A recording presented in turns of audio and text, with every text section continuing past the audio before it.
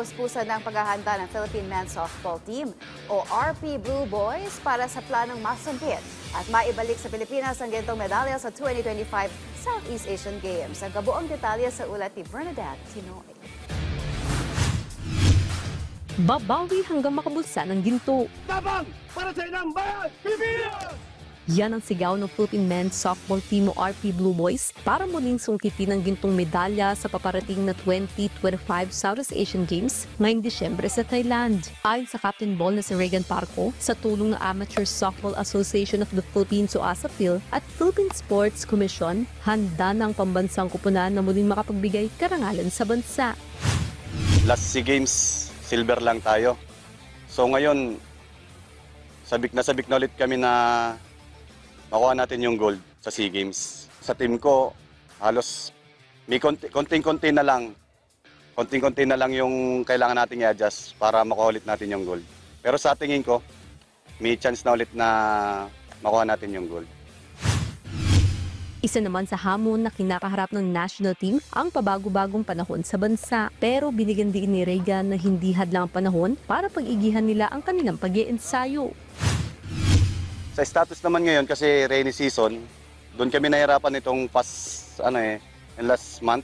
So laging umuulan. So pag umulan dito talaga, no choice. Tigil kami sa training. Kaya laking kawalan din sa amin yun sa isang araw na hindi kami makapag-training. So bale, ginagawa lang namin, nahanap na lang kami ng paraan para kung saan kami makapag-training dito. Kabilang sa sasabak ang assistant team captain na si Julius Abadilla de la Cruz.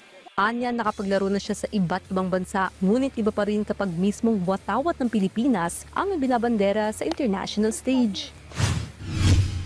Paglalaro sa ibang bansa, ibang-iba, especially pagdating na po dun sa, halimbawa, pupunta po kami ng Japan, which is powerhouse ng softball sa Asia. Tapos sa Czech, sa Europe, powerhouse din po ng Europe.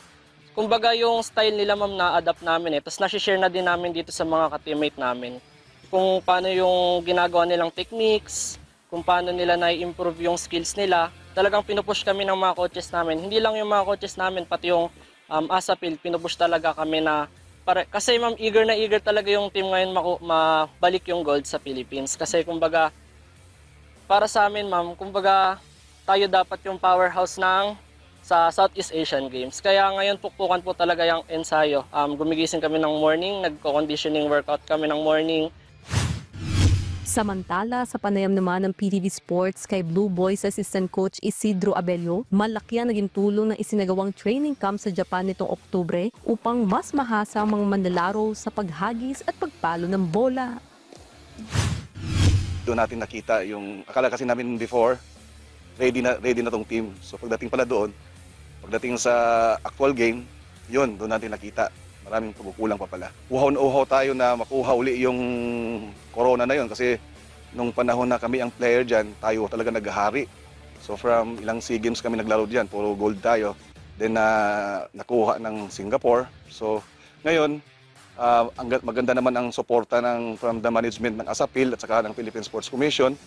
So siguro naman sa pagtulungan ng team sa effort ng bawat isa, lalo sa coaching staff, ang ganda ng chemistry ng team at saka sa coaching staff. Siguro naman kayang-kaya natin makuha uli ang gold medal ngayon. Ilang linggo bago ang 2025 Southeast Asian Games, handang-handa ng RP Blue Boys na makipagsabayan sa ibang bansa. Bernadette Tinoy para sa Atletang Pilipino, para sa Bagong Pilipinas.